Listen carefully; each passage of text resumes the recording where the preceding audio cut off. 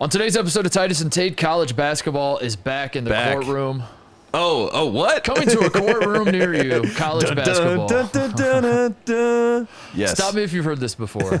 The Dino Gaudio versus Chris Mack saga. A new chapter is unfolding. Perhaps the last chapter, Tate. I think this story is the best chapter. The best chapter, yes, yeah. Yes. But it's coming to a close very quickly because, as it turns out, this case is not really that interesting in terms of like legalities. Yeah. Like the extortion part of it all. It wasn't as much extortion as we thought. You know what I mean? It was more blackmail. It was just a skosh of extortion. Yes. It was a skosh. It wasn't high level. It was a blip. But in talking about this through the legal process, there have been some bombs. Yes. Most notably, John Calipari has gotten involved in this thing. He wrote a letter. So it's the off season. There's not a ton to talk about.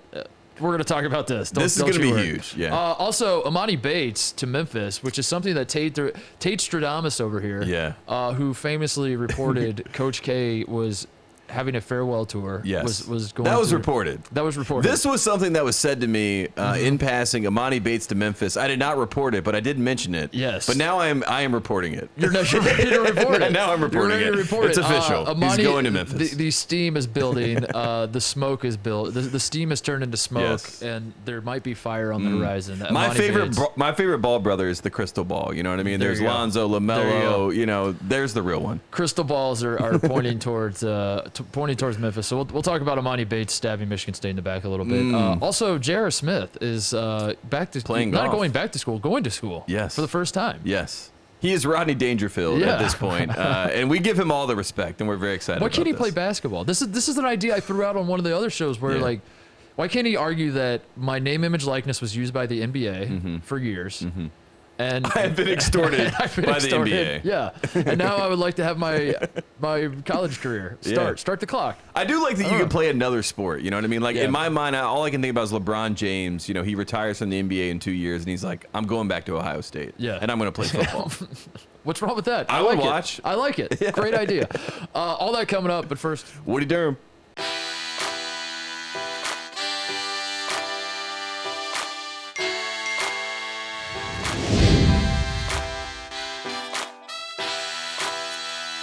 Friday the 13th, everybody.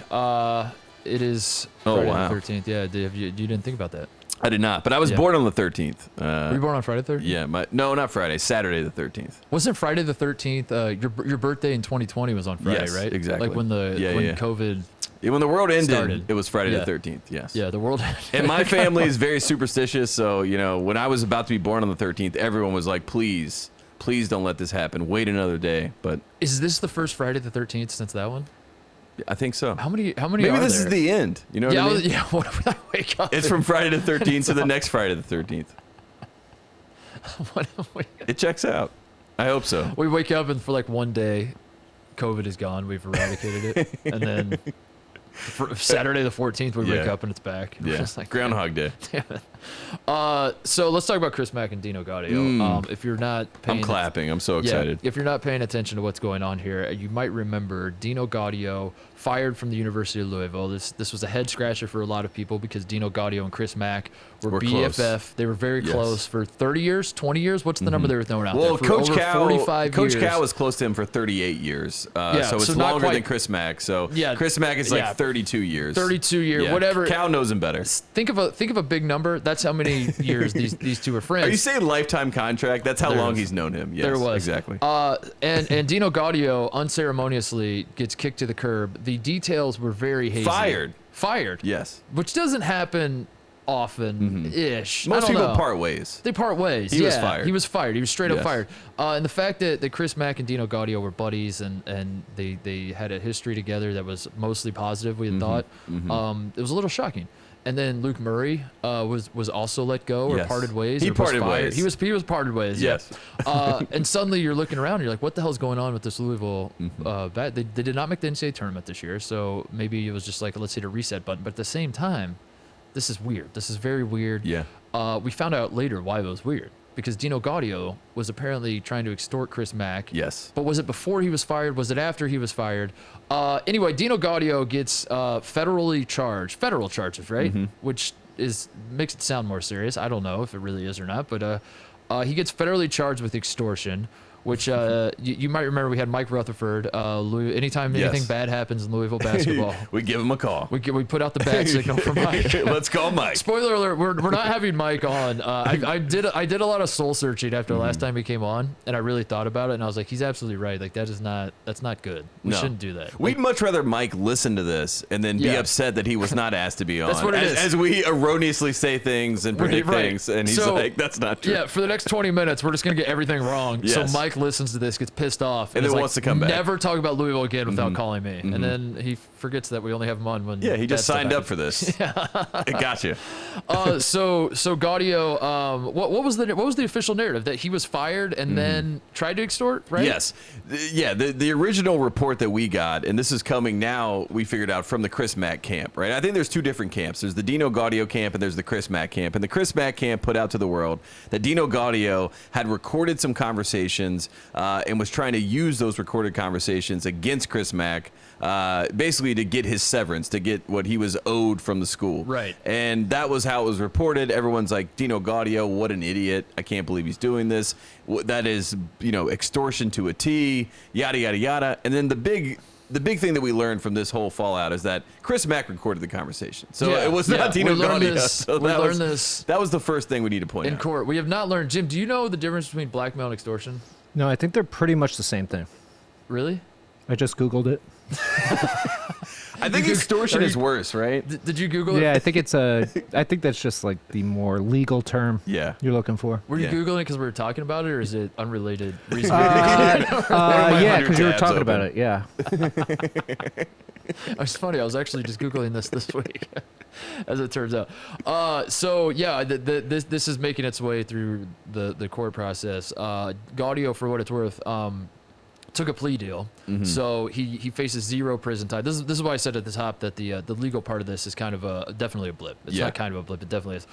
He took a plea deal. He apparently the prosecutors are recommending a $10,000 fine and 0 jail time. So like that's ultimately what we're talking about here. Yeah, it's like when the dust settles, he's gonna pay 10 grand, and that's gonna be that. But throughout this process, this stuff is coming out. As you said, Chris Mack recorded the conversation apparently. Also, what were the other nuggets? One was Chris Mack was Dino Gaudio claimed that Chris Mack was trying to pull scholarships from guys. Yeah, the reason that according to the Gaudio camp, right, the reason why they were upset with Chris Mack is because Chris Mack was getting pressure from the top. Yeah, the school. I mean, Papa John. Yes, we'll just say Papa John, even though we know he's a Kentucky fan now. I imagine that there is a Papa there. Chris, it's the Papa. So Papa J calls down to Chris and he says, "We go to the NCAA tournament here, and if you don't do that, we're gonna get Rick Pitino back." He starts freaking out, and he goes to his top assistants and says, "You guys are terrible. The recruits you brought in suck. Pull their scholarships. We need new players." What if he called Pitino and was like, how do I handle this? You've been here before. Yeah. You've been in this seat. What do I do? And Rick's like, blame everybody else, but make it seem like you're taking all the blame. He's like plausible deniability. Ever heard of it? It's the best ability in the game. Chris Mack. So this is their version of the story, which it probably does check out at some level. I'm not saying that Chris Mack was like, let me rip these scholarships away, but it does seem that he was freaking out and said, I have to make wholesale changes to the staff and to the entire roster. So that's where we were. Is it bad that I'm going to go ahead and assume that it's bad that when I read that Chris Mack may or may not have wanted to pull scholarships from players, I didn't really have a problem with it. Is that bad? I mean, when Papa J's on the line, you're just trying to make calls. I guess it depends on which players and the circumstances around pulling their scholarships. Yeah, I mean, I think if you're Luke Murray or Dino Gaudio in this situation, let's use it. If Papa J calls Chris Mack calls you and says pull the scholarships, you know how this works. Yeah. Chris Mack isn't calling the families to say that we pulled a scholarship. Like, you're making that phone call. And I think, if you're Dino Gaudio, if you're Luke Murray, you're like, there's no way I'm making that phone call. Yeah. There's no way I'm telling that kid that he's losing his scholarship and then calling the family that I recruited to tell them that they lost a scholarship because Papa J and Chris Mack are upset. You know what I mean? That's where I feel like the humanity part of this came into the equation. I remember when I was at Ohio State, the coaches would use pulling the scholarship as a threat all the time. Like if a guy didn't close out strong enough, they'd be like, it is like the boogeyman in they'd be like, sports. Diebler, do that again, I will pull your scholarship. That's something that all the assistants, Coach Motto would say to him. And for the most part, the guys took the scholarships for great. Like, I remember thinking it was like oh no, he didn't. Did he say that? And the players were like, you have your hand up. You're like, Coach, quick question. Can I get that scholarship? Yeah, I was like, pull it and give it to me. And I remember the players being like, "Do it, bitch. I don't care." Like that, like it didn't compute with like what pulling the scholarship was. Because you really don't see. You don't really like think the about tangible like benefits of that. You just don't pay anything. Now it's like, pull my scholarship. I don't want to go to class anyway. I'll get name, image, likeness, whatever. Go to the overtime league. I'm transferring. I can make one phone call and be at Memphis tomorrow. You think I care about this? I mean, there was other stuff like recruiting violations. There was that Dino Gaudio said he was going to bring to light, or like, what was it? Was he was using that as extortion, or was it? I mean, he eventually was, or was it like he approached Chris Mack and said, "Hey, we're committing these violations. What if we didn't?" And Chris Mack was like, "We're at Louisville, baby. That's what we do here." I think that Dino Gaudio got fired, and he was very upset about getting fired. And then I think he had the dirt, you know what I mean? And when you have the dirt in your hand, you don't have to throw it back, you know what I mean? He could have just dropped that dirt. And I think he picked it up, threw that dirt back at Chris Mack, and Chris Mack said, "Guess what? I recorded conversations. You were trying to extort me.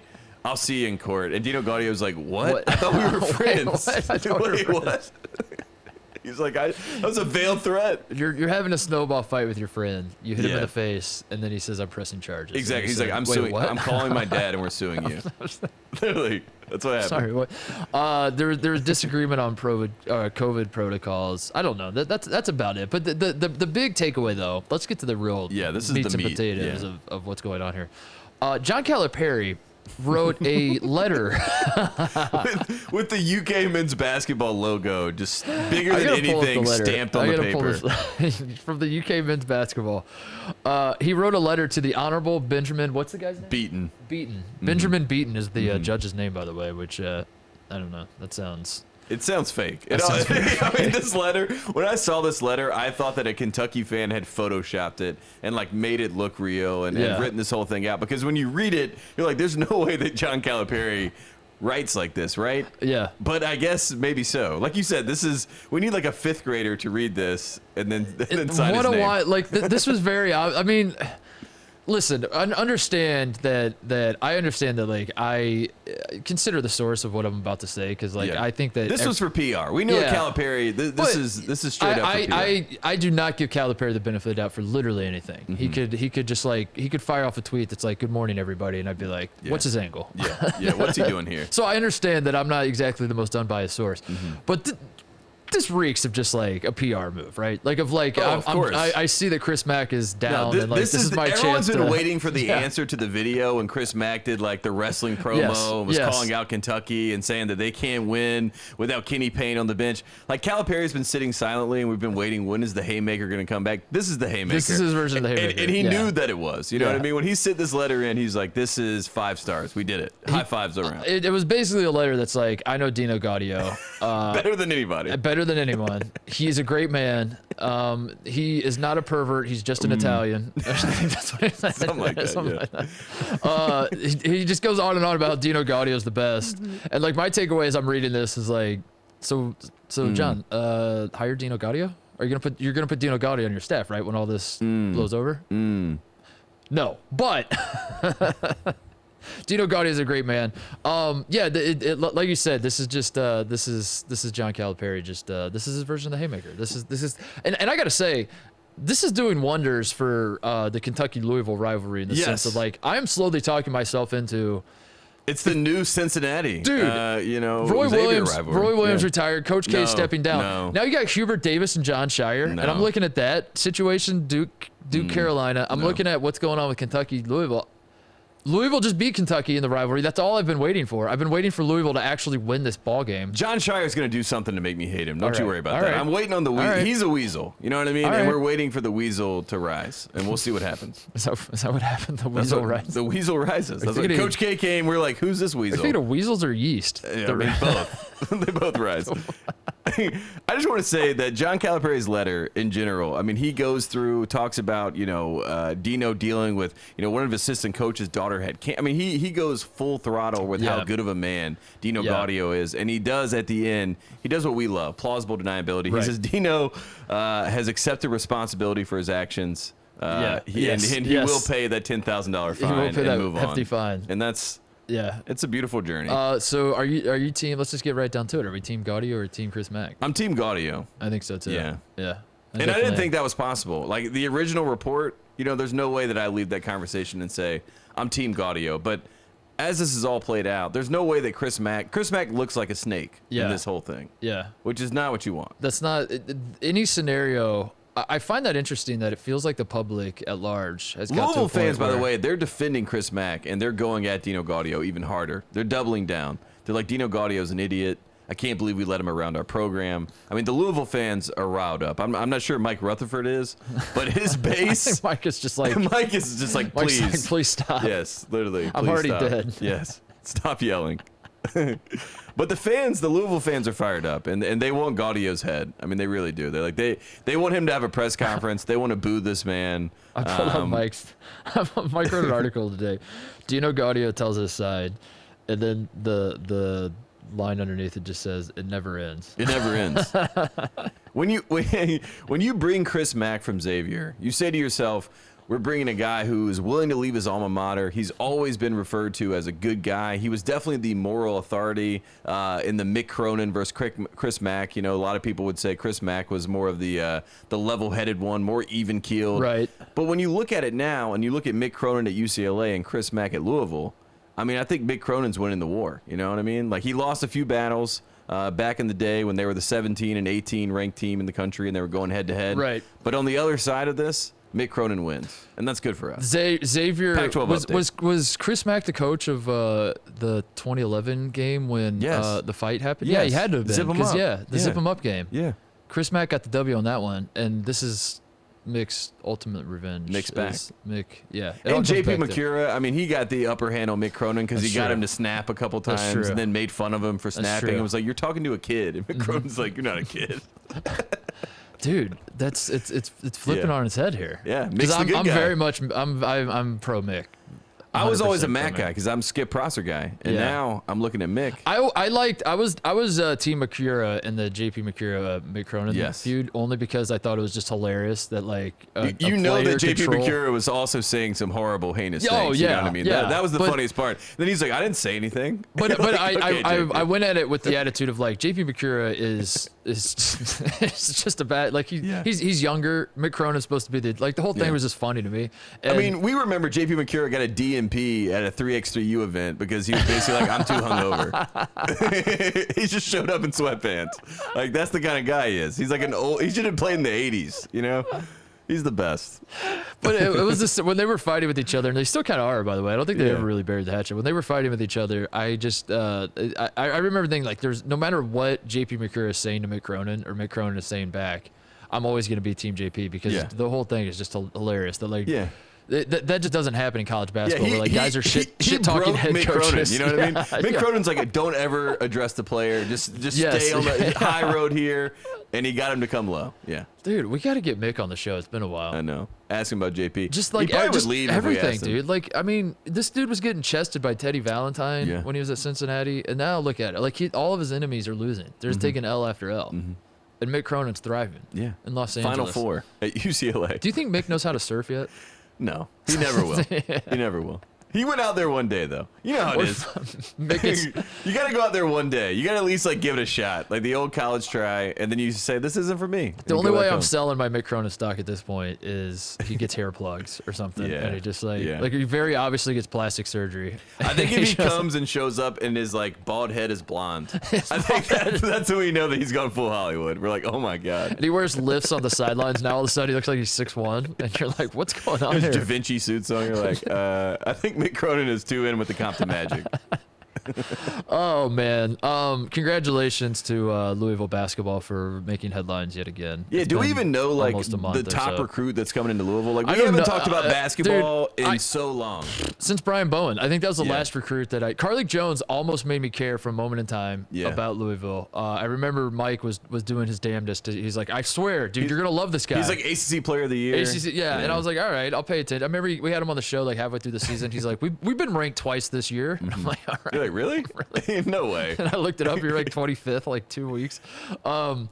But no, you're absolutely right. That is the state of Louisville basketball, which is why guys like Mike Rutherford are losing their mind because they're like, this is funny or interesting for, I don't know, 6 months, but what they're going on like 3 or 4 years at this point. And you got rid of Pitino. Yeah. That's the thing. If you were going to keep having these scandals, just keep Rick Pitino, the best coach in college basketball. Because at the end of the day, you're like, I deal with the storms because I have Rick. And it's okay. We know what comes with this. We know what comes with Pitino. It's kind of like Larry Brown.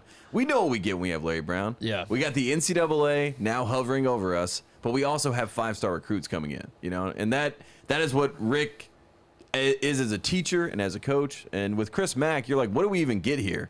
Now we're just getting all this drama. We're getting no wins, and we're paying but they beat Kentucky and they beat Duke last year. and we're paying you $10 million a year.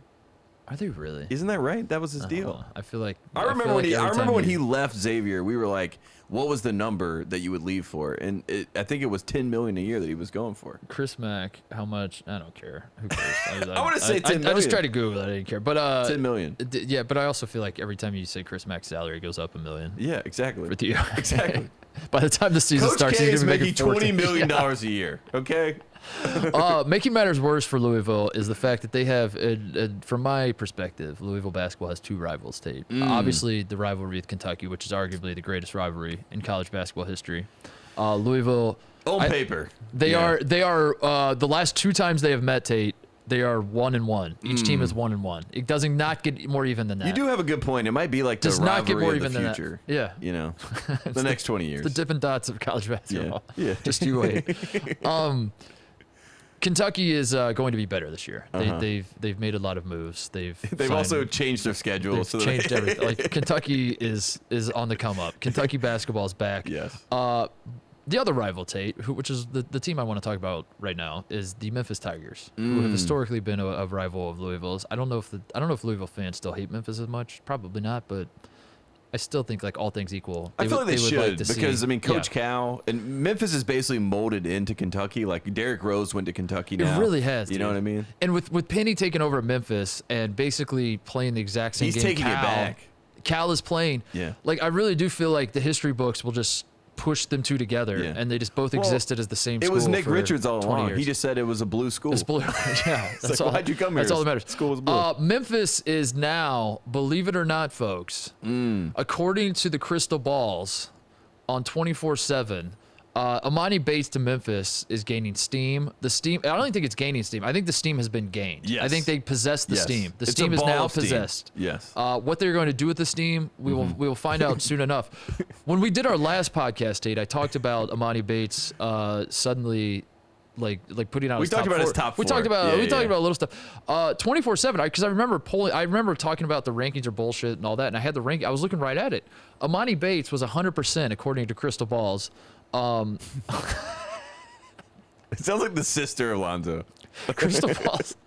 She's like tipped and edits. She's the dancer that was at the Louisville. She knows all the players. She just knows what's going on. She was at the Louisville party that got Pitino fired. According to Crystal Balls, can we get her on the phone, Jim? Call Crystal Balls. Get her on the phone. On Monday, Emoni Bates was 100% pro. Whether that was G League, Overtime League, any league. Australia, China, Euro League, I don't know. You name it. Yeah. LSU. He'll play there. If LSU, you pay that man, he'll play there. LSU. You name the pro situation. Emoni Bates was pro. Fast forward, Tate, as of this recording, it is Thursday evening here on the West Coast. Emoni Bates, I'll double check it. I had it written down, but let me just check it live for the people. Yeah. 24/7 basketball recruiting. Yeah. All right. Let's get a live update because it's 6 out of the 10 crystal balls posted have Emoni Bates going to Memphis. Wow. It is flipped, and not only and there's also this. 2 of the there are 4, so there's 6 going to Memphis, 4 going to pro, whatever pro is. 2 of the 4 are Michigan State guys who probably are just like, no, he's definitely going pro because he told us. Yeah, he told us he's not going to college. Yeah, he said he's not going to college. There's no way he would go to Memphis, right? There's no way. Long story short, Emoni Bates is going to Memphis. Yes. This is happening. Yes. I mean, the last time we did a show, as we talked about it, I had been told, like I said, by a source, that Emoni Bates, I'd been told like in passing, like it was a foregone conclusion. Everyone knew it, that Emoni Bates would be coming with Jalen Duran. And both of these guys were going to make them the number 1 class. Penny is back, yada, yada, yada. And I took that a little bit with a grain of salt because, you know, it's just one of those things. I was in the camp of there's no way he would tell Tom Izzo and Michigan State and, you know, all these other people in his camp. You know, he's definitely going pro. But when I thought about it more, it makes sense because why go pro to the G League and make $100 and some $1,000 when you can go to Memphis and make $300,000? Yeah. You know what I mean? Like that, the math checks out. You make more money. You also have name, image, likeness, so you can make even more money than that offer. So let's say if you're Emoni Bates and you're Jalen Duran and you go there and you guys are superstars, you get the Fab Five treatment. You are, you know, R.J. Barrett and Zion 2.0. Yeah, you can make some good money. You maybe make $1 million in Memphis. Yeah, and I heard Jalen Rose. He went on Jalen Jacoby and he said, if I'm FedEx, which is based in Memphis, I want to sponsor these 2 kids for their first year, and I'm FedEx and I drop $1 million offer. And like, I don't know if that's going to happen, but the fact that Jalen Rose said it means that someone at FedEx or someone had put that in the ether that that's possible. You know what I mean? Say what you want about Jalen, but he is he has influence on young basketball players to where like I wouldn't. Where be, all like, of them are named Jalen. Yeah, exactly, exactly. No, like Emoni Bates was watching Jalen say that, and he's like, "It's a good idea. I should do that." Yeah. No, I mean, you know? I think. It was Whereas when you and I say shit, no one's listening. But it is funny because I had heard on Tuesday, like I said, from a source that he was going to Memphis, and then Jalen Rose on Wednesday goes on TV and basically talks about it as if it's a foregone conclusion that he's going to go to Memphis. So it does feel like all signs point to Emoni Bates going to Memphis, and that begs the question: if you're a Michigan State fan, how much do you hate Emoni Bates? Because he was born in Ann Arbor. Dude. You know this? Like, he was born in Ann Arbor. And I like that he never considered Michigan, you know, because that would be nice as a Michigan State fan. But the fact that he was born in Ann Arbor and then does this to your program, does this to Tom Izzo, I mean, this is... Dude, he did you not... have to hate him forever. Yes. He did not just commit and decommit, which is, you know, it's... Like, you know, you could debate that. A guy commits, decommits, he wants to reopen his commitment. But this as a fan, you're going to be the commitment. Yes, for Izzo. As a fan, you're going to be upset. But like, if you're not a fan, you're like, calm down. Like, you don't have any right. The kid's making the decision best for him. I think where Michigan State fans have a great case, Tate, is that Emoni Bates, when he committed, he used the word loyalty like 12 times. Yes. In his interview with Jay Harris on ESPN, when him and his family put on the Michigan State hat, he talked about how Michigan State had been recruiting him since he was in 7th grade. Since I guess with the implication being he wasn't apparently a runaway #1 guy back then, like he is now. And by #1, I mean I love number how 5 every in the #1 class. recruit has like a moment in time where they're like, nobody believed in me. And I was like, yeah, you were in 5th grade. no one thought that this 5th grader was going to shock the world. You know, like Jordan, it was like he got cut from his high school team in 10th grade. You know, like that's a little bit of a story. But like these kids are all trying to grasp that story. They're like, yeah, my 4th grade teacher in PE, she told me I couldn't play. You're like, yeah, because you're probably late to class or something. Dude, there is, if you listen to professional athletes, there is a massive overabundance of guidance counselors and teachers who are telling kids that you won't amount to anything in this country. Who are these teachers? Oh my God, I've never met these teachers. Gotta talk to these teachers. But he talked about loyalty. He talked about Michigan State had been recruiting him forever. Yeah. The phrase I think he uses, he's like, I'm big on loyalty. They have been loyal to me, and I got to show them some love back. This was a thing. His dad, when he was talking about Emoni committing to Michigan State, mentioned loyalty. Yeah. Loyalty to me sounds like money. You know what I mean? If you just replace loyalty with money, you know what I mean? Then everything is like it checks out. I think Michigan State fans bought into that, and when he committed at the time, I remember like the general idea was that's great, that's cool. But there's no way he's going to actually play. Exactly. Whether he's going to end up going to the G League, or maybe the NBA will change the rule to where he can go straight to pro in 2022. Exactly. So like Michigan State fans kind of knew he probably is not going to come to Michigan State. So even when he decommitted in May, I think it was like May 1st at the end of April, start of May. Yeah. There was still a sense of like, we knew this was coming. I don't understand why you committed just to decommit like a couple months later, but we kind of knew this was coming. But again, he reclassed, so we should have more time. We should have more of a runway into his decision. But then he decides to bump up a class, and he also decommits, and then that gets you really thinking about it. Yeah, and then suddenly you're like, wait, what? And the wheels start turning, and then all of the like I saw this coming. Suddenly, we did not see this coming at all. And to give an example, this would be like if LeBron James had come out in 2001 after he goes to ABCD camp and shocks the world and shows he's the best player. He comes out and says, I'm going to Ohio State. But we all know that he's going to go to the NBA. Right. And then as it's approaching the 2003 draft, there's another kid, Carmelo Anthony, that's going to Syracuse. And he says, I want to play with LeBron. And LeBron says, you know what? I'm going to Syracuse. I'm going to bump up a year, and I'm going to go with Carmelo, and I'm going to go to Syracuse. You know what I mean? That is the implication here. And the fact that Penny Hardaway finessed this whole thing, we should be giving Penny more credit because this is what we asked for. Like when Penny went to Memphis, we were like, this guy got this job off of mutiny. You know I have what I mean? no idea if he can coach, but my God, can he? He can move and shake. Yeah. And you know what's funny about it? It's like an NBA player told me one time that Penny Hardaway, the reason he wasn't great or like one of the greatest is because he was quote unquote too nice. He was like that was the thing that held him back. Like Penny could have been this amazing player, but he didn't have, he was just too nice. Kind of like Grant Hill, he's kind of too nice, too humble, wanted to be friends with everybody, so he couldn't get that competitive edge. But I don't see that at all based on the way that he moves as a coach. And I'm becoming a fan. You know what I mean? I'm a fan of bad guys. And when you put Larry Brown on your staff, you already got me. You got my attention. Right. And then when you get the #1 recruit to reclass and then basically spit in the face of this loyal fan base to come play at Memphis, now you really have I'm my with attention. you. I'm starting to come around on Penny because I think for me, it's like a bell curve of how much I like you and how much of a bad guy you are. Is like, if you do it, wait, is it a bell curve? I don't know. I just kind of threw that out there. It sounds good. About whether it's actually a bell curve. It's got people thinking. If it's not, now that I'm thinking about it, it's definitely not a bell curve. If you have a couple instances of chicanery, such as forming a coup to oust Tubby Smith and take his job. Amazing.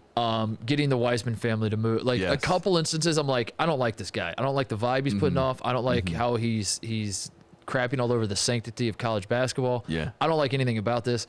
But the more you just stay true to who you are and go all in on that. Yeah. Eventually you win me over. Yeah, which is why I love it's like Will Rick Wade. Stansberry. A lot of people are like, that guy should not be in college basketball. Yes. But I look at Rick Stansberry as like, he is who he is, and he knows who he is. So he went to Western Kentucky, and he's like, I'm getting Charles Bassey to play here. And I think that's ultimately why I can't get there with John Calipari. I can't get there because Cal is playing both sides. He's trying to play both sides. And I'm like, Cal, just take the wants mask to be off, Dean dude. Smith. Just do it. Yeah, just go. Yeah, just go there. I'll join you. I promise. If you fall, I'll catch you. Yes, but you got to fall, John. Yes. You got to fall, and he just won't fall. He just refuses to fall. Same with Self, kind of a little bit. Like I like Bill a lot, but Shout out to my guy MJ Rice, who just got signed to Kansas. And I'm not sure he's ever talked to Bill Self. Same deal. Bill Self, like I got really excited because when he was making the video of him with the chain on, and he's going through the record store, and like as the whole Kansas situation with the FBI and everything, I was like, this is a great moment because Bill Self is going to be like, screw all this. I tried to play the game the right way. Yeah, it's going to come for me now. Yeah. I'm gonna get patinoed. Like I thought he was just gonna rip the mask off and be like, I'm all in on. I'm now Will Wade. I'm now Bruce Pearl. I'm now Sean Miller. But he kind of is doing. He's above stuck that. to his guns. He's above that. I know, and it's not fun. I want you to be. The funniest thing about Kansas is that these kids that are going there, it's like if you just if you're a journalist, and you work you trace it back. You're like, oh, Adidas kid. Yeah, of Adidas course. kid. Of course. Adidas high school. Yeah. Went to this, AAU program, even though he was in a Nike program the year before. And Adidas, Kansas is their top school. So, like, Bill Self is untouchable up here. No way anybody's going to come and say anything to him. But, like, Louisville, NC State, those are the second-tier Adidas teams. And that's why if I'm Mike Woodson, I'm looking at this situation, and I'm like, get Louisville, NC State out of here. Bump us up number 2. Yeah, we'll take number 2. We are the number 2 Adidas school. They'll start treating us like it. I mean, that's the biggest. Like, everyone talks about Indiana being a dormant program and a has-been and not a blue blood. The biggest indictment remains that basically every Adidas school in this country, not really, but it feels that way, got slammed for the FBI cheating and bag dropping in college basketball, and Indiana didn't. Adidas thought so little of Indiana they wouldn't even funnel kids to Indiana. Yeah. What the hell? Well, no, they knew that they wouldn't. They were like, they won't do it. They're like, they're trying to Bobby Knight us. Bob Knight would never. Yeah, we can't do this. And now Leon Rose is calling Mike Woodson. He's like, what do you guys need?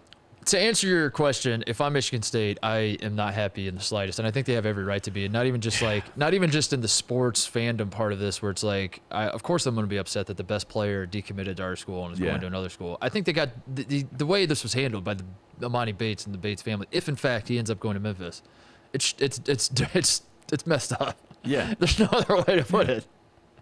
But that's this game, like that's the business, and I'm sure at some point. I don't know. Maybe, I don't know if I am, but like I think Tom Izzo is the interview I want to see. You know what I mean? Like I want someone to ask Tom Izzo about this. I hope he's on a golf course, and he's like, just pulling up, and someone randomly is filming him with their phone. And they're like, Coach Izzo, what do you think about Emoni Bates? And he's like, he just punches the guy. Well, is Izzo good? Is this a final straw for Izzo? Is he going to do the Roy Williams? I just lost to Brad Davison. This game has clearly passed me by. I'm going to throw my hands up and quit. I mean, Coach K and Roy have said without saying that the game has changed. It's a full-on transition. They don't want to be a part of it. Boeheim has his son there, so I think he'd be in the same camp if he didn't have Buddy. Izzo is definitely also has his son there. Oh yeah, so that's why Steven's there. That's right. Also has his son. As soon as their sons are out, they're gone. You think so? Yeah, for sure.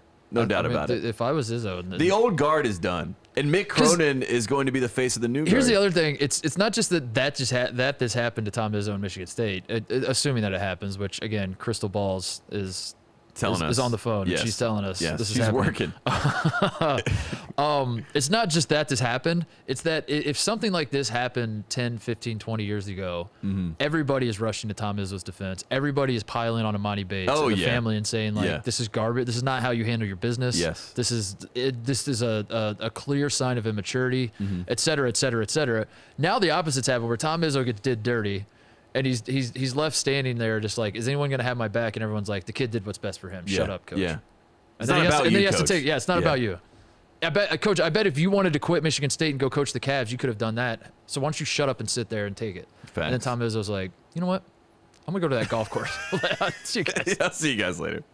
How much more time has my son got? Okay, all right, I feel really bad for Michigan State fans, but again, Memphis is the story. I mean, like, I don't want to get caught up feeling bad about Michigan State when I really just want to watch Memphis. Did you just Darren Rovell tweet when Trump won the election? I feel bad for Michigan State, but this is tremendous content. Is that what you just did? No, I am jumping over. I am fully in on Penny Hardaway, and I have been waiting for this. And we were promised this. Yeah, I think the one thing we've been waiting on with the Penny Hardaway story arc at Memphis is a team that's actually competitive and good, though, and hopefully this happened. Hopefully this is now the time. Wiseman, I think that team is going to be good, and then I mean, Precious was good. Yeah. If they had both of those guys, they were going to be good. Yeah. And the real kicker here, we have to say this. I have not watched Emoni Bates play much, but what I've seen, I'm not sure that Emoni Bates is going to make Memphis automatically like. What if he sucks? That's what I mean. I'm not sure that he's going to come in and just dominate. I really not. So that'll be fascinating too, because if he's not dominating, he's going to opt out. He is. There's no doubt about it. And that is when the coaches talk about the new era of college basketball, that's what they're talking about. This is where I go. This is the same thing I said about Penny, where it's like, you do a little bit, I'm not a fan. You do a lot, I'm like, I'm all in on that. Yeah. I feel that way about Emoni Bates. Like right now, I'm like, dude, you kind of did Michigan State. The way you've handled all this is kind of like, you're talking loyalty, and then you stab him in the back, and you're going to Memphis. Like, I don't like how you handle all this. If he plays 3 games for Memphis and then opts out, I'm the biggest Emoni Bates fan on it. Because that's like, that's hilarious. the final. Then he's got Penny and Izzo both standing there just like, what the hell just happened? I mean, and I'm going to be quite honest with you. These kids, like, if you've been playing AAU basketball, you've had the ball in your hand, you've had no coach kind of say, hey, you're going to play the 3 today, you're not going to play the 1, you're not going to have the ball in your hand. You haven't had this kind of coaching yet. Larry Brown is going to be all on your ass. Yeah. Like, I mean, Larry Brown may recruit you and get you there and be nice. Yeah. But he's actually going to coach you really hard. And I'm not sure that's been necessarily the case at Memphis. So it's a fascinating, like the social experience of that. You know what I mean? Like Coach Larry Brown just going at, like, we might get stories like Allen Iverson. Yeah. You know what I mean? Where like Emoni Bates is like, I don't need to practice, and Larry Brown's like, he has to practice. Let's do our content power rankings, just off the cuff right now. We got Coach K retirement tour. We got UCLA coming off a Final Four. Oh, man. Johnny Juzang's back. Back. Their #1 recruit coming in next year's mom is dating Drake, maybe or maybe not. Yes. Who knows? But, like, that's kind of content. Friends. We got, let's assume Emoni Bates commits to Memphis. Yeah. Let's say, what else is there? Chet Holmgren's going to Gonzaga. I was going to say Drew Timme and Chet Holmgren. They're top 3. Give me your power ranking, your content power rankings of which team. What is the content power rankings going into next season as it stands right now in terms of like I got to keep my eye on this team? Coach K's farewell tour was an insurmountable lead. You know what I mean? It felt like nothing could even come close. But then Greg Popovich and Kevin Durant win the gold medal without him. Huge L. Major L. I don't know if they can deal with it. And then with this whole Memphis situation, if they both go there and they have the top 2 recruits, this is Coach K's nightmare. They have 2 number 1 recruits. 2 number 1 recruits. Yeah. And Coach K has 1 number 1 recruit. Yeah. The only thing that could really save it, as far as Coach K's farewell tour, is if Banchero is actually the best out of those 3. So Duke has the actual number 1. Memphis has 2 number 1s, but the real number 1's at Duke. So my content power rankings, number 1, Coach K farewell tour, and Paolo Banchero. I would agree. Number 2, Memphis. And they have shot up to that number 2 spot. And this is, if Emoni Bates, an asterisk, if Emoni Bates does go and play there. And then number 3, I think, is Kansas at large. Because Kansas is, to me, the number 1 team in the country that nobody's talking about. Interesting. I love Agbaji. I love Agbaji. And I love that he's coming back. And they're like 2 deep at every position. Yeah. Remy Martin goes there, Kyle's guy. What is that content, Tate? Remy Martin is content. I don't need Bill to know Self if they're is good. content. Yes. We're not talking about who's good. It's all because Villanova's up there, but Villanova, let's be honest, like Villanova's not it's all great content. Remy Martin, a month in December, may say, "I am opting out and going to play in Europe." You know what I mean? Because I can't get playing time at Kansas. So Kansas is number 3 for me, and then I have Gonzaga. Chet Holmgren is, Drew Timme's probably like, lurking on the outside. Okay. What about you? I have probably Coach K number 1, obviously, because the other wrinkle in all this is how much power, like as the season goes on, how much power is John Shire collecting? You know what I mean? Like as he's going to start out, he's going to start out being the assistant coach of the season, but like as the calendar is turning to March, is John Shire like taking a bit, like is he the one standing up off the bench and pointing guys directions and calling timeouts? Is he the one yelling at refs? Is he starting to get his feet wet in that regard? And there's a power struggle as to who's. I just threw up in my mouth a little bit. Dude, that would be great for Duke, or like for us, like talking about Duke, to have John Shire and Coach K fighting each other for the steering wheel of the ship. I've gone full 180. I am going to miss Coach K so much. Like I cannot believe that he's going to leave us. I need Coach K. Give me that clip. It's like Star Wars. Cut it's that like, out. who wants to see Star Wars without Darth Vader? I mean, literally, who wants to watch that? Not anybody watching the new movies, that's for sure. And they show Rogue One, and Darth Vader shows up for 10 seconds, and everyone's like, the best one we've seen. My Star Wars lore is not good, but who is Darth Vader's like understudy? If that guy and Darth Vader were fighting as they were both trying to fight the Jedis, is it? Yeah. Yeah, that's what I'm saying. Like that would make a good movie, right? Like Darth Vader's like old, and he's all right. This analogy's falling apart. Anyway, Coach K's number 1. Number 2, Cal State Northridge. Mark Godfrey has the asterisk next to his name. Is he getting that? That's actually true. Never mind. Take Memphis down to 3. Godfrey's number 2. Number 3, UCLA. I think, assuming that we can get Pauley Pavilion back to full capacity, which is actually like half capacity until like halfway through the second half, and then people start to trickle in. Yeah, that is true. If we can get the Pavilion Club back to full capacity, I think this UCLA season is one of the most anticipated UCLA seasons of my lifetime. I think a lot of people are talking about Johnny Juzang, and by a lot of people, I'm talking about myself. But it's Triple J for me, Jaime Jaquez Jr. I mean, that is he was playing in the Drew League with Baron Davis. I watched a little bit of it online, the two of them, like a little 5-minute clip, and Baron Davis is like basically teaching him how to play basketball, and Jaime Jaquez is like. Baron Davis is sneakily might be the greatest alum to his school basketball-wise. He's saving UCLA basketball. Yes. Because like Peyton Watson did his commitment with us, and he talked about like he's like best friends with Baron Davis, and you're like, how does this keep how is Baron Davis friends with all? Well, because Baron Davis is like, I want a blue blood. He's putting the boots on the ground, baby. He's getting out in the streets, and he's greasing the wheels. And California kids, like they take a lot of pride because, as you and I know, being Midwest Southern kid. Yeah. When you play California kids, what do you say? They're soft. Yeah, exactly. Yeah. So, the California kids are. We said it at the same time. Exactly, because we know. And the California kids have banded together finally. Yeah. And they're taking pride in that. And they're like, oh, we're soft. Well, we're also Hollywood, and we'll see you at UCLA. You know what I mean? And we're gonna enjoy our blue blood. And that is the angle that Baron Davis has pushed on them. And I think that's the right way to approach it, Yeah. Yeah. Well, Anyway, UCLA is. I do think like the more I think about Apologies it, to the California this is the most players. excited I've been for UCLA basketball season maybe ever, including 1996. They win the title in '95 and they come back. I don't think I was as excited as I am now. So that's probably it. Who cares about the rest? That's it. Cal State, Northridge, I was excited for Duke, Lonzo. I'm not gonna lie, but I knew that Alford was the coach, so we knew that there was a cap. There was a cap. Yeah. It could be that fun. And I don't think I realized how good Lonzo was going to be, like going into that season. I knew like they had high expectations, but I was like, I don't know, I'll wait and see about the kid. And then like when the season started, I was like, all right, I'm buying in. Yeah, but going I into watched the one game season, and I was like, is wasn't- this guy Jason Kidd? Dude? Yeah, I mean, How good was he? He was great. I think he will be great on the Bulls. By the way, I actually like that fit. R.I.P. Kobe White in Chicago, though. Yeah. All right, that's it. We're gonna take a break, come back, and we got something fun we're gonna do before we special wrap treat. this thing up. All right, joining us now is a Yes. very special guest, as it says on our big board. Special guest In all caps. Always all caps. Katie Underwood, who has been an intern here at Fox Sports, has helped us out with Titus and Tate. First of all, you said you typed that special guest Katie Underwood. You've been working the graphics on the show. Yes, I did. Okay, so how this feels very Coach K putting out the Yes. non-conference schedule, where he puts his own face 4 times. How do we feel about that? That Katie. I kind of like this. This is like Called speaking herself in a third special guest. person. Yeah. You know what I mean? And then, when you think about it in the whole journey in your life, you want to get to the point where you can write your name up on a billboard. So Yeah. here it is on Titus and Tate. Yeah. So let's set up. We're sorry that Thanks this for the is support. Thanks for the support. Let's set up what we're doing here, Katie. Your last day is tomorrow. Do I have that correct? Well, basically today. Basically today. Yeah. Okay. Your You're internship. taking tomorrow I off. always have Fridays off. Okay. Well, Your Thanks, Fox internship Sports. is ending, and if you paid attention to what Katie's last name is, it's Underwood. Now, my mind immediately goes 3 places. Tate. Number 1, Carrie Underwood, okay. She's my cousin. cousin. Wow. Carrie Underwood. Both That's from pretty- Oklahoma, whatever. it's Yeah, fine. that's cool. That checks out. Number 2, the dude from House of Cards, which I don't think that one plays as Now well. we throw him out. We yeah, get him out yeah, of here. Yeah. Number 3, the head coach of the Fighting Illini, Brad Underwood, who See, Katie, number 1 on my list. Yes.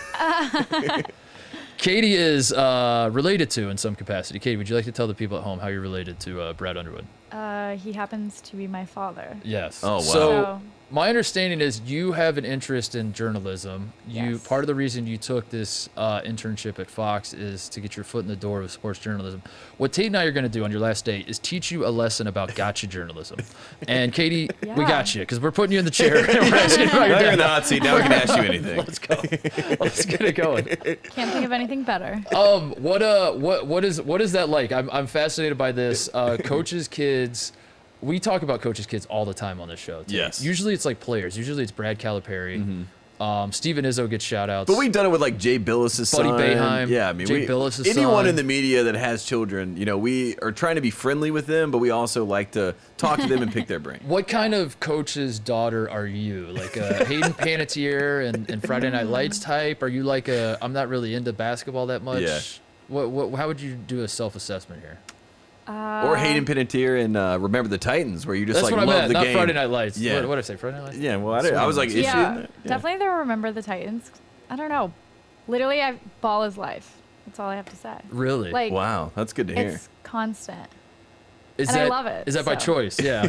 No, it's one, not by choice, but then it's kind of become my choice over the years Yeah. as I've gotten older. Do you play? So, no. You don't? That's How- okay. How does your dad feel about that? Probably fine. I leave that up to Tyler. He's listening right now. He's like, not Oh, fun. that's mean- right. Yeah, your brother's on the Yeah. team. Yeah. Well, he's on the staff now. Oh, because he He's bumped graduated up. last Yeah. year. Yeah. Well, yeah. He's. It Yeah. would have been his like 7th year. He had Oh, yeah, eligibility, that's and right. he was like, "Yeah, can't do this anymore." Something happened. You last hearing year. that, Brad Davison? Yeah. Just pack it up. Time to- Seriously though.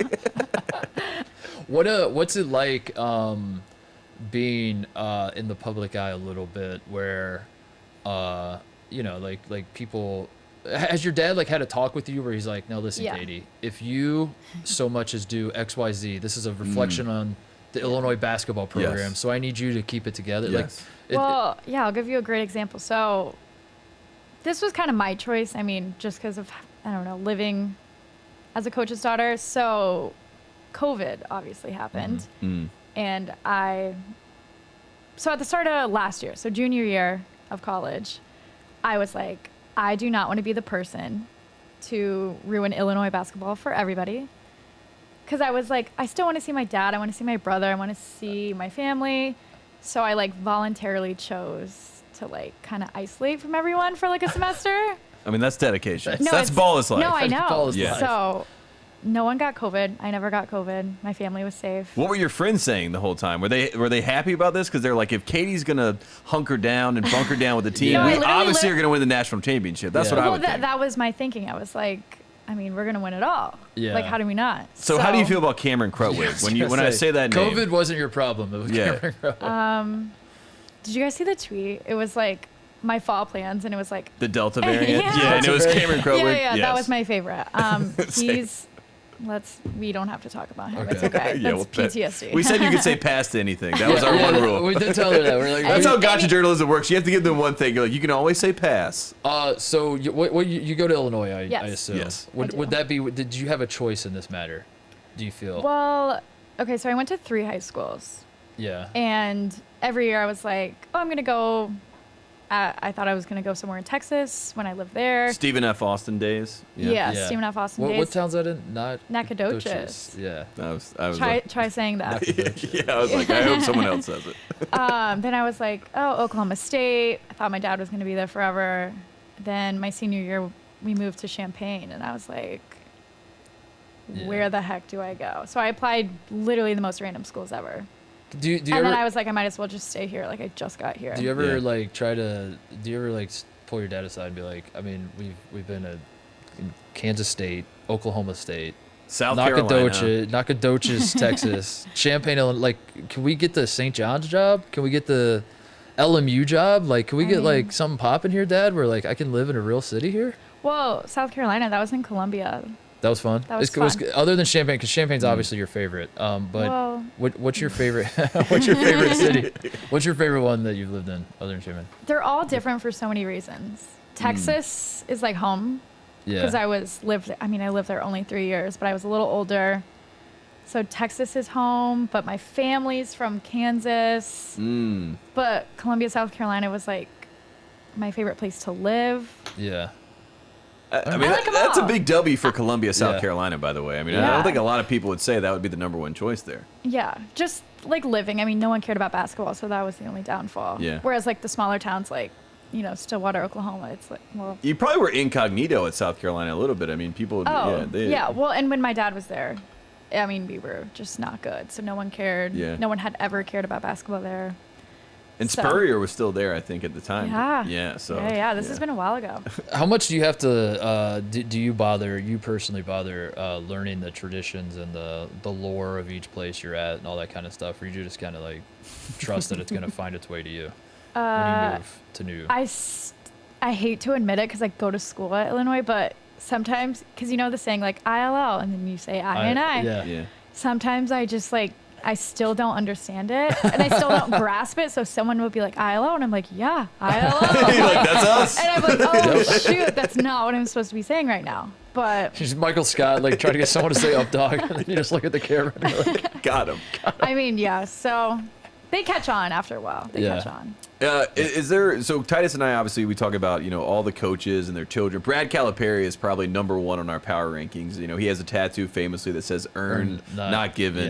Yeah. And of course, everything that he has done is 100% Yes. earned, as we know. Is there anyone out there that is a sibling, a son, a daughter of any of these top coaches that you're like, I have a rivalry with them? yeah. Should we start a rivalry? Like, do you have a beef one? with them? And if you don't, then who can we call out? Is Steven Izzo I feel like on deck? Juwan Howard's kids, right? Yeah. Like that I mean, would be maybe. that would be Juwan Howard's spicy. kids? Yeah, because like Illinois and Michigan kind of hate each other right now. Like, Yeah. can we Yeah. Just call it Hunter Dickinson. You know what I mean? just Hunter Dickinson in general. Well, he likes to talk, but that's another story.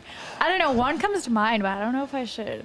All right, That's So okay. You can say pass. We're not trying to. I'll just say no because I mean I might as well. So when we were at Oklahoma State, we played Wichita State and like Yeah. destroyed them. It was Yeah. awesome.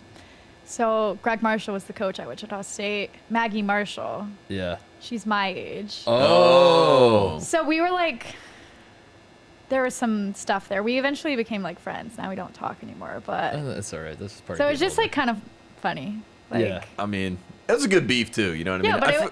but there was beef because like we destroyed them. But then Yeah. it was like oh, we're in the same boat together. Like, let's be friends. And you were in Kansas for a little while. Like you said, you have family in Kansas. So you kinda... so it was like a good little connection. Yeah. Does having a father coaching at a Big Ten school where you guys were a 1 seed this year, and the pressure that comes with it, the spotlight that comes with it, all that kind of stuff, does he ever, you said ball is life, does he ever turn it off? Is there ever, did you have to wear that all season with your dad? Is there ever a time where you can just be like, Dad, can we just watch like Gilmore Girls reruns together or something? Like, do we have to talk about? Dad, can we watch Outer Banks season 2, please?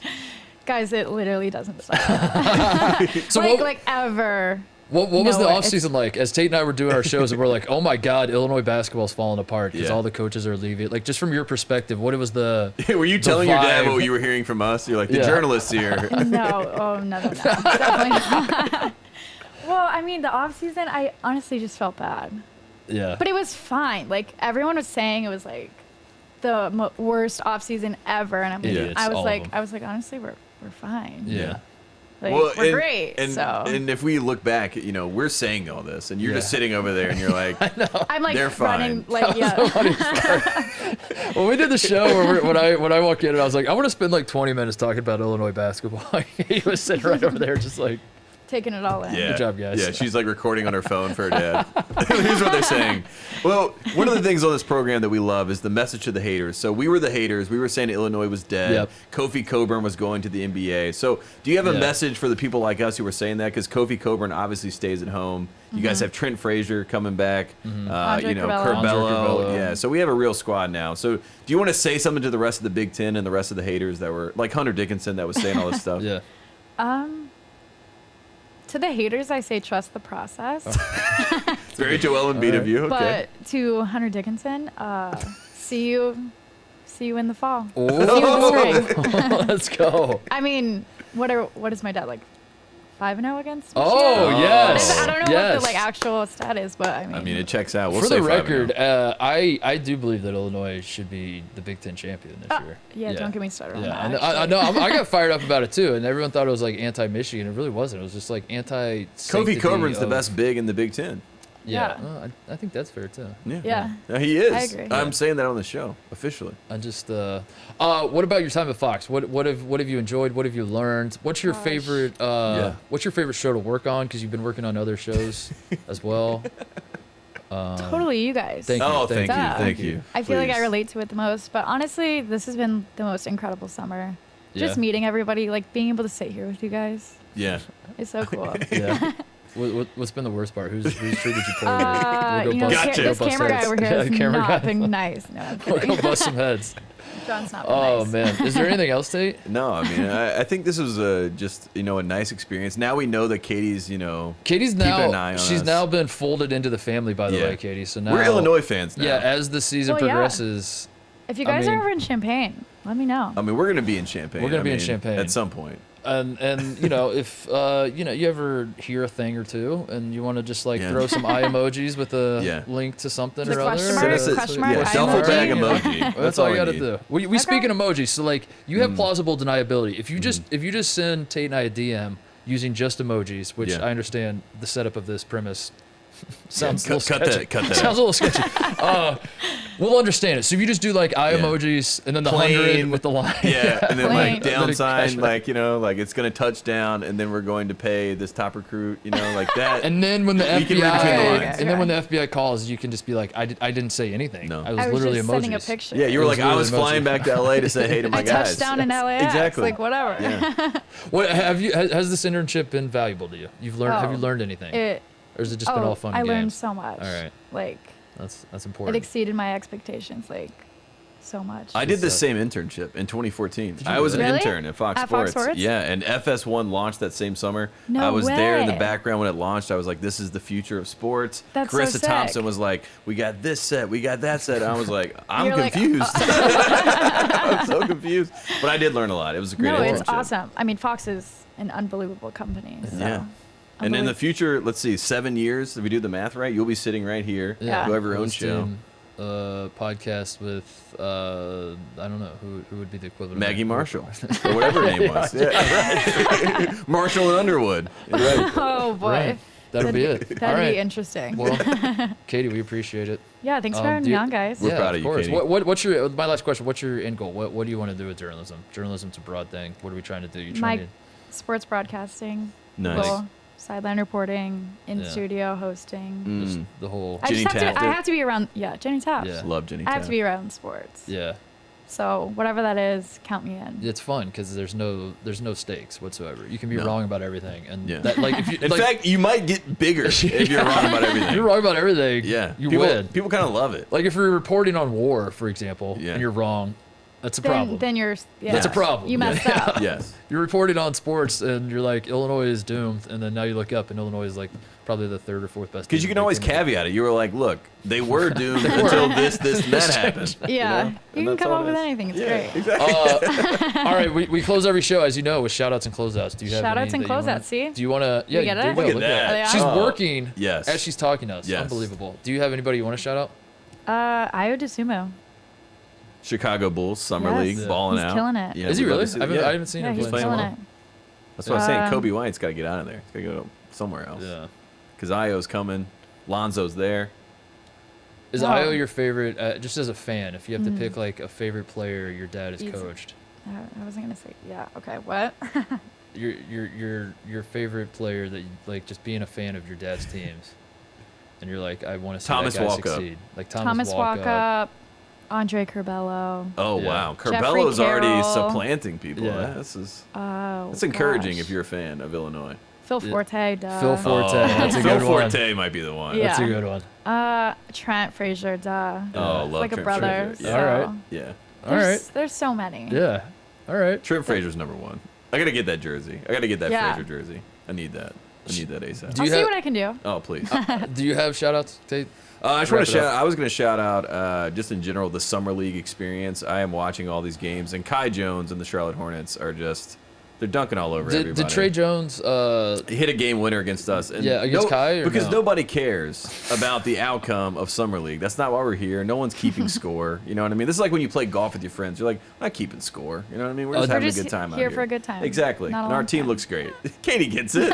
Katie gets it. So for the record, we don't care. But No, we don't care. But Yeah. for the record, a Duke player did hit a game winner. And I've seen him do on that Tate's before. favorite team. Yeah, no. I've seen it before. For the second same time. Guy. Same guy. I was like, I can't believe this.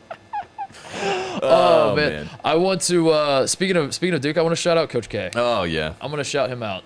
Maybe we can get his kids on our show someday. Yeah. If I say nice things. He's doing a farewell tour. Do you think your dad would ever do a farewell tour when he's time to hang it up? Does he have that in him? Is he wired that way? Is he like, I'm gonna have everybody? He pat wins me on the 3 back championships at Illinois, and he's like, Yeah. I'm just gonna ride this thing out. You never know. and do like a 2-year farewell tour. I want to see that. That's up in the stakes. Like these are my final 2 years. I like that. I like that you announce that it's your last year, and then you get later in the year, you're like, actually, I'm coming back. Actually. I think the if you're doing a preemptive announcement, I think doing it like right before March is the time to do it. Well, didn't John Wooden do that? Yeah. Or was his before the season? Because I feel like, in my head, the way Wooden went out was like right before the NCAA tournament. He was, in fact, it might have been like before the title game. I was gonna say, I feel like he Wow. told us. I thought it was before the tournament. He told everyone he was gonna retire. that's the way to do it. Because then it's like Yeah. we have to win. Yeah, We the have whole to win team the was like, national- if we don't win, coach, tell your hate us dad forever. that that's a tactic for next year because like it didn't Yeah. like it, obviously upsets happen. Listen, we've if you're a fan of a team, you're gonna be a 1 seed someday. Yeah, and Florida lose this to- year against Oral Roberts. Right, Florida Yeah. lost to Oral Roberts. Embarrassing, very embarrassing. So we flushed that down, Katie, and I think the way what we learned from that is next year your dad should start his tradition where he tells his team he's retiring at the end of the tournament before every tournament. He's like, this is my last run. This is my last game. Every game, he's like, Can this you is my imagine? last. They game. have to win. Yeah. They can't lose Yeah. at that point. I hope they have some fight in them that they don't need to hear that. Something else in them. I believe in Trent I Frazier. don't know. Trent Frazier In has that Trent fight. Frazier, we trust. Okay. There you go. I don't know. Sometimes stuff works. That's the sort of stuff that works for college players Mm-hmm. that like shouldn't. Like the idea that you need extra motivation and you sit there and you think to yourself, That's what like, I'm saying. why I do these hope guys? you don't need that. But I hope they that's do not a though. problem. Like weirdly enough, like you kind of You do. do sometimes. No, You I do. mean, You I shouldn't. get it. Yeah. I Like just you- hope it comes from within or Yeah. something. Yeah. You're playing on the road at Minnesota. Like, you need something. You know what I mean? Your dad just walk in there and just say, retire if we don't win. Yeah, if we don't win in the bar tonight, the game? I'm done. It was at Northwestern. We were down like 30 points or something at halftime, and then came back to win by like 50. Yeah. Of course. So I don't know what happened in that locker room, but I think your dad told them that they were playing a game tonight, and then Yeah, everyone then was they like, decided "Oh yeah, actually- that's right, we yeah. are." Thank God it's Northwestern. We can come back. so true. I want to shout out Thad Matta, my former Nice. coach at Ohio State, because I just saw this week, it was brought to my attention that his headshot at Indiana University is official. And I had a picture sent to me on the Indiana website of Thad Matta wearing a black Adidas polo that says Indiana basketball. His face is beat red because like he's just That's been, just that. That's just He that. probably just walked over. He's like in a sweat. He flew in from the beach just to take the picture. The photographer met him down and paid him all city or wherever it is he's going. And I don't know. It just stirred up feelings, Tate. That's all I want to say. I felt things. I just felt things. That's all. So Illinois got to win in the next 3 years because Indiana's coming. Yeah. That's all we're gonna say. Are we sure? Are we sure? You should turn. What about have you ever considered a heel turn where like you're the problem kid that like doesn't cheer for, like you're, I don't know. Has this Like Kelly happened and before? Conway's daughter. You know what I mean? Like Yeah, you're like the opposite. Yeah, and you're like the opposite, and you're like I'm Actually cheering for Michigan. I'm actually a Michigan fan. I mean, and you would get more fans. That's Yeah. the thing. Yeah. You know, you would. I That's mean, sad. I know it is sad. It is. And Sad. then- That's journalism. That's what it is. and then just when Michigan fans think you're one of them, Yeah. Then you you're like, flip it again. Yeah. and I'm like, I'm Yeah. And a you- Ohio State You like, fan. yeah, you guys think I'm serious? Buckeyes for life. That's That's how you build a following, at least. Yeah, I I know. mean, you do it Just that keep going. Just a fan of everybody. What other shout outs do we have? Malice in the Palace documentary on Netflix. Yeah, watched it. Was it good? It was good. What is that? Oh, Yeah. do we have Am a I supposed to know what that generational is? divide here? This Boy, is this is gonna make me feel old. this Tate. is when the Pistons and the Pacers fought each other. Oh, I Yeah. didn't know. Okay. Yeah, this is why the NBA changed Was forever. it 2005? Yeah. How old were you in 2005? 5. Oh my no. God. No. I forget about these things. No. I'm a 2000s baby. Man, that's Sorry. pretty cool. I was past my prime when you were. No wonder, like your generation, Sorry, going down. I was gonna say, her generation probably just has to hate like the NBA. You know what I mean? They didn't get to see AI. They didn't get to Yeah. see any fun. Yeah. It was all very corporate. Oh my God. There was you know the fight Yeah, though. Like no, never I know say what like you're that. talking Okay. about, yeah. All right. I There's didn't a know that's what it was documentary about it on called. Netflix. You should watch it. They have all Maybe the I will angles. tonight. Huh? Yeah, you should. Yeah. Yeah. Yeah. Jermaine what else? O'Neal's great. Shout out to Valparaiso University. They have officially come up with a nickname. They are no longer the C words. We understand that they used to be called the. I'm gonna say it. C words. Plug your ears, everyone listening. This is what they were called. This is not me saying it. This is me just reporting what they used to be called. So quote, Crusaders. Okay. We won't Whisper. say that word again. They are now the Beacons, Tate. Did you see this? No. This is a true. Beacons. Like thing they're that- beacons of light? Yeah. Jesus. Who comes up with these names? Like that's They're the Valpo Beacons. Yeah, I mean, Guardians was good. I really thought They Guardians should was have just good. been Guardians. And then turns out they stole that from like some other team. The and now- roller derby team. Exactly, in the roller Cleveland. derby team is suing them now. It's like whoever does this is an No. idiot. Yeah. Work on your rebrands. Yeah. The Beacons is not good. I don't like that one. Yeah. You know, the Valpo Beacons. No. Should have been the Dingers. Yeah, Dinger would be good.